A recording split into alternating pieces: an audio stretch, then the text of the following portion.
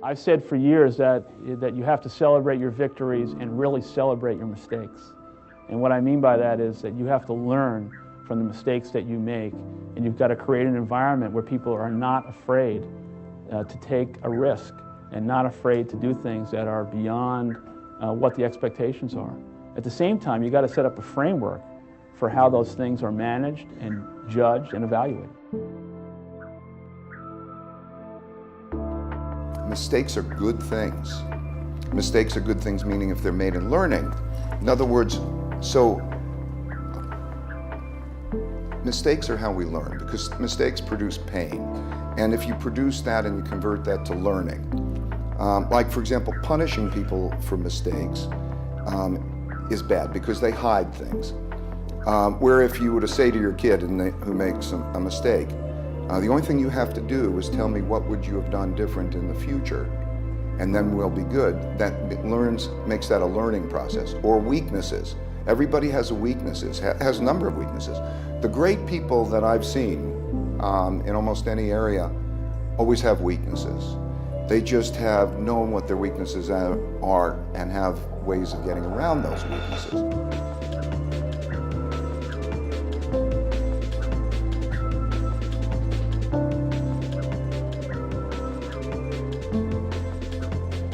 You should seek failures. See, if you're playing it safe, you're not going to win. If you're playing it safe, like that old saying, you know, you were taught when you're a little girl, better to be safe than sorry. Well, that's a bunch of crap. It's not better to be safe than sorry. It's by trying things that you figure out how far you can go. You got to get outside the box. Like it's reported, Edison tried 3,000 ways before he built the incandescent light. He said he didn't fail 3,000 times. He said there was 3,000 different steps to building a light bulb. Well, there's different steps to get to where you're going. And I really do treat winning and losing exactly the same. I do not let it upset me.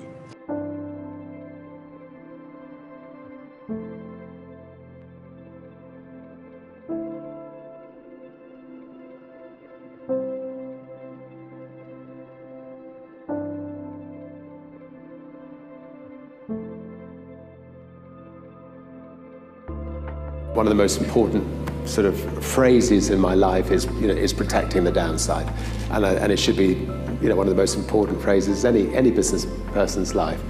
So okay, we made a big bold move from going from music company into airline business, but I set myself a condition that I could hand that plane back at the end of the first 12 months. If people didn't like our business. And so one of the most important negotiations with Boeing was, we have the right to give you that plane back after 12 months. And that meant that I knew that, I could put my toe in the water, I could see whether people liked the airline, but if it didn't work out, it wasn't going to bring everything else crashing down. I'd be able to look my record company bosses in the eye and we'll still be friends because they'd still have jobs. So protecting the downside.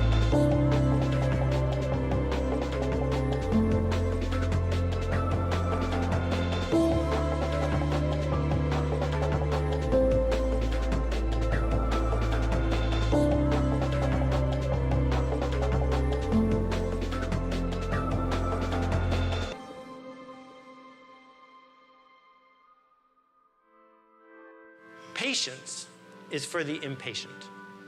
That in fact, when you're getting started and your in-laws are making faces at you and you're not sure if you're going to be able to pay the rent and you don't know why you're living in Brooklyn to begin with and you're going to have to move back to Florida, it's easy to say, you know what? I need to go faster to pick up these scraps and pick up these scraps.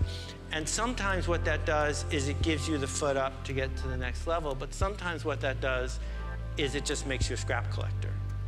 And that one of the things that we see when we look at the work of people who have put really big ideas into the world, who have built online platforms, right, is that they got there by being patiently impatient or impatiently patient, whichever way you want to juxtapose it. That if you look around at the blogs you read or the people you respect online or the organizations you want to work with, the myth of the overnight success is just that, a myth.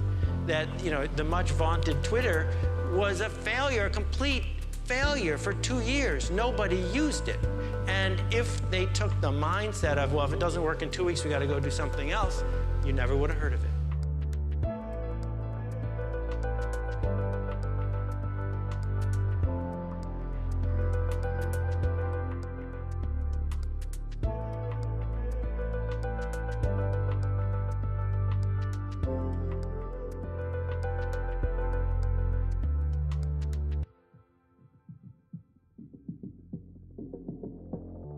That it's not going to happen as quickly as you want it to happen. A lot of things are going to happen that will catch you off guard. And so therefore you've got to deal with and handle it as it comes. And not only that, but that faith and patience drives you into action. You've got to keep moving and keep plugging away. In the Far East, they have something that's called the Chinese bamboo tree. The Chinese bamboo tree takes 5 years to grow. And when they go through a process of growing it, they have to water and fertilize the ground where it is every day. And it doesn't break through the ground until the 5th year. Okay? But once it breaks through the ground, within 5 weeks, it grows 90 feet tall. Now the question is, does it grow 90 feet tall in 5 weeks or 5 years? The answer is obvious. It grows 90 feet tall in 5 years. Because at any time, had that person stopped watering and nurturing and fertilizing that dream, that bamboo tree would have died in the ground. How long have you been working on your dream? It's good. And you have nothing to show. This is all you got to show. People are going to do that to you. And some people, ladies and gentlemen, they stop because they don't see instant results. It doesn't happen quickly.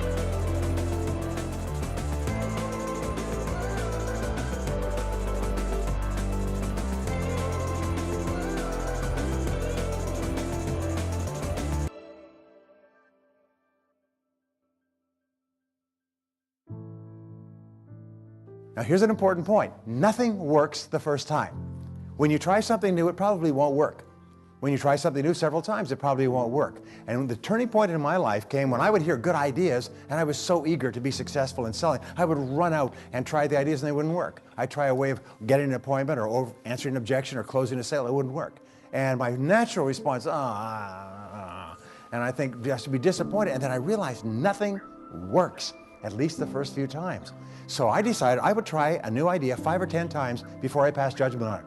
I would not just try it once and quit like most people do, and that changed my whole life. It was a turning point in my life because I realized from then on, if you've got a good idea and you've got a good goal and you want to double your income and improve the quality of your life and you have to try new things in order to get new results, it's not going to work the first time. So say, well, that didn't work, try something else and try something else and try something else. Now, if you try, only 2 things can happen. What are they? Succeed or fail. If you succeed, you do more of it. If you fail, you learn from it, get smarter, and try it again. So you cannot lose by taking action. You can only lose by not taking action.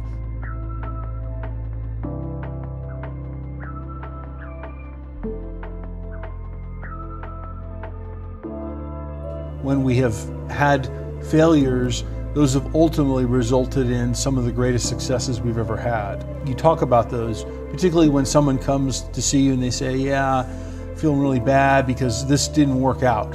Okay, well, let me tell you about some other things that didn't work out that we learned a lot from, and let's pick ourselves back up and let's figure out what we learned from this and how we go apply that next time. You know, when you're in the zone of doing things that no one's ever done before, if you're only succeeding, you're not taking enough risk.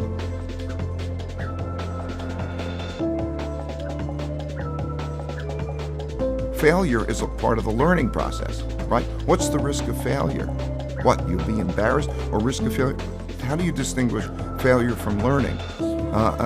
In your whole life, failure implies that it stopped, that the game stops, right? If it's part of you're failing and then you learn, then that learning is part of the moving forward, right? So that is what the process is like. Fail, learn, move forward, and constantly do that because you're cutting edge. You're going where people haven't been before in inventiveness.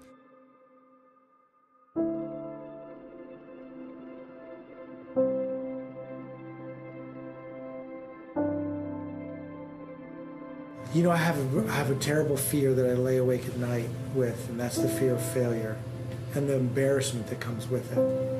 And so people like to have a lot of pride and say, I'm not embarrassed, I think anybody that's an entrepreneur deep down, really deep down in their soul, has fear of failure. What will people say? What will people think? And it's hard. It's a hard challenge. And so I try to ignore it as much as I can, but I find it kind of haunting me. And so I push through because I really believe that I have an obligation to keep trying and trying and trying. And I've had plenty of failure in my life.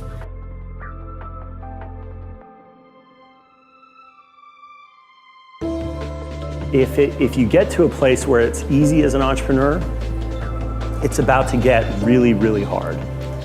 And so what you find is with really good entrepreneurs, they're constantly making things difficult for themselves. And it's pushing, I like to say, you push until it hurts. Or you want to be always pushing beyond what you're comfortable with. And you're sweating just a little bit all the time. And when that happens, when you're constantly pushing beyond what you think, what you know is possible, you're always sweating a little bit and you're always a little bit nervous. But that is the drug of being an entrepreneur. And so when you're pushing like that and you're never really relaxed, then it always feels small. And so in many ways, it feels to me the same now as it did at the beginning. I'm still a little nervous.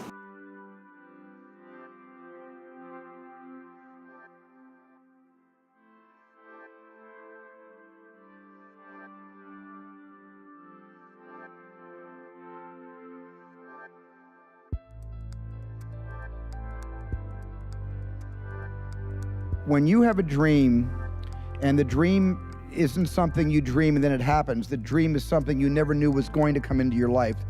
Dreams always come from behind you, not right between your eyes. It sneaks up on you. But when you have a dream, it doesn't often come at you screaming in your face, this is who you are, this is what you must be for the rest of your life. Sometimes a dream almost whispers. And I've always said to my kids, the hardest thing to listen to, your instincts, your human personal intuition, always whispers, it never shouts. Very hard to hear. So you have to, every day of your lives, be ready to hear what whispers in your ear. It very rarely shouts.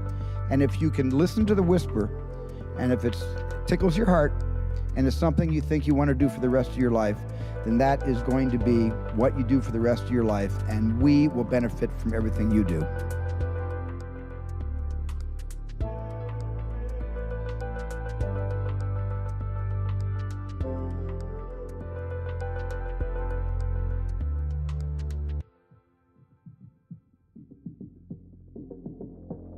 I think there's massive confusion around entrepreneurship. Entrepreneurship sucks. I mean, it's lonely, it's high risk. I mean, I can't live without it, but it's like a bad boyfriend, right? Or girlfriend, right? There's a ton of bad days being an entrepreneur. Not to mention 98% of entrepreneurial ventures are gonna fail. So there's gonna be a really bad day in your future. Hopefully not for you, or any of you. For me, I think this is a very personal question. I think it's how you're wired. I'm so all-in entrepreneur, I prefer the pain. I think one of the reasons I love the Jets so much is because they bring me so much pain. I love the climb. To me, the setback is exciting. I love when something goes wrong. It's where I shine the most. But that's not for everybody. right? I mean, it can be very difficult. And when you start affecting your life and your loved ones and all the other things, it can get real nasty. To me, the way I handle things, even in the few rare days when I really struggle, I take a real step back and make pretend that somebody called me and told me that my mother or daughter were killed.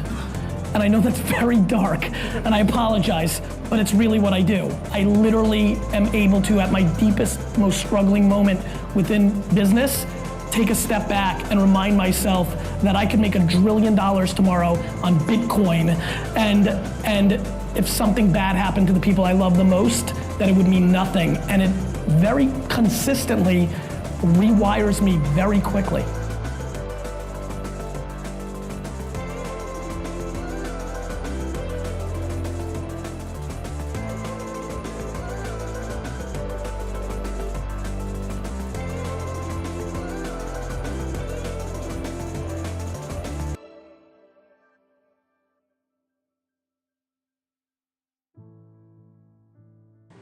There is no prize out there. The only prize is this one, and what you feel and what you want to accomplish. And if you can, as you start out, these what could be lean years or could be fat years, I feel that I very often watch a lot of young people sort of meander around without any idea about why they're doing what they're doing.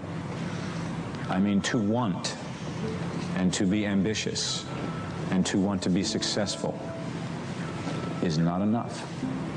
That's just desire. To know what you want, to understand why you're doing it, to dedicate every breath in your body to achieve. If you feel you have something to give, if you feel that your particular talent is worth developing, is worth caring for, then there's nothing you can't achieve.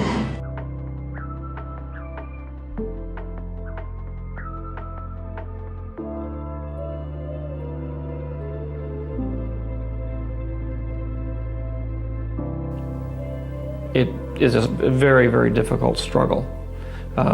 Most people, you don't see the struggle part of a person's life, you only see the success they have. But I haven't met anybody here at the Academy or anywhere else that hasn't been able to describe years and years and years of very, very difficult struggle through the whole process of achieving anything whatsoever. So, and there's no way to sort of get around that. And the secret is just not to give up hope. And it's very hard not to, because if you're really doing something worthwhile, I think you will be pushed to the brink of hopelessness before you come through the other side, and you just have to hang in through that.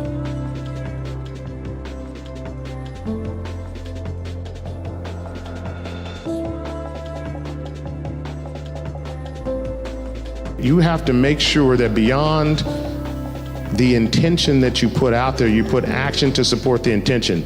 Don't say, I want to be a millionaire, but don't take the activities to do it. Or I want to be the best at something, but don't practice it.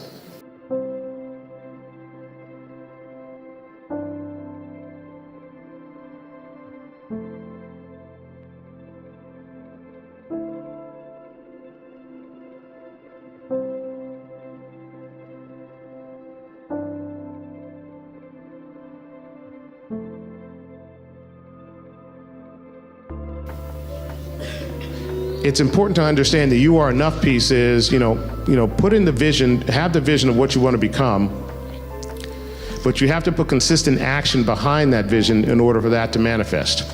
And it has to be consistent.